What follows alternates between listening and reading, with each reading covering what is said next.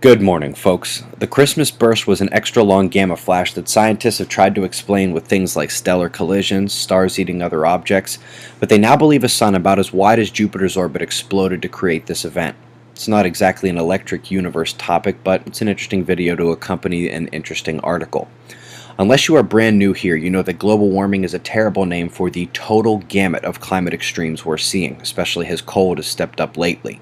The predictions for anthropogenic warming are failing by the day, and I showed this copyrighted article for the purpose of commentary to suggest that the previous warming we've noticed was aided immensely by the weakening magnetosphere, and that recently with cooler temperatures, you can correlate that to the sun shutting down magnetically. The videos explaining that are first in the description box below this video.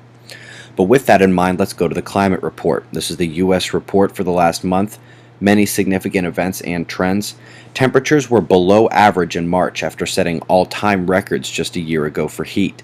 Despite heat and cold records both bowing to precipitation records, those are isolated, and it was actually the fifth driest March on record. Even with all the individual rain records, the national totals are below average as well. And this is the principle of extreme climate swings. Break a one-day record for rain, but have 29 days of wicked drought. 75 degrees at 3 p.m., 35 degrees 12 hours later.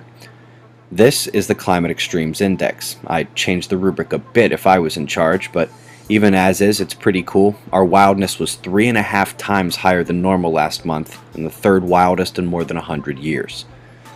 Sad that this is a tertiary story. Check out the Bowshock article below. Learn about slams and solar wind interaction at our planet's outer shield. Coming to earthquakes. Had two huge ones yesterday. A 7.8 at the Iran-Pakistan border left dozens dead, and a 6.6 later in the day hit PNG. I very much appreciate many of you trying to make it fit the watch rubric, but I disagree. I did not consider this coronal hole to be enough on its own, and I know that 3 of you beating my percentage right now have been using only coronal holes. And yes, Mars does conjoin the Sun at the beginning of tomorrow, just about 14 hours away. And yes, I had it wrong on my chart. It is the 18th tomorrow, not the 19th. So basically what they're telling me is that the coronal hole Earth-facing and being just 2 days from a major solar conjunction, why would that not be a quake watch?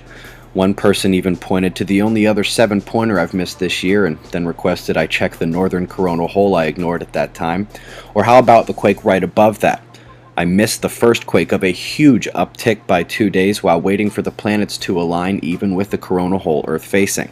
Well, too bad for me. I play devil's advocate here. Maybe we'll remember these at the end of the year and learn something, change the rubric, but until then, the coverage of significant quakes dropped from 78% to 74.4% with missing those quakes. Really not that big a deal, especially because that pattern I showed earlier might help us refine this in the future.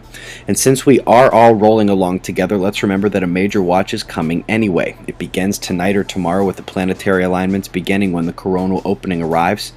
Even with yesterday, I do expect more. Flaring has still been relatively quiet with one C3 from a departing region and only the central sunspots with gamma classification to their magnetics.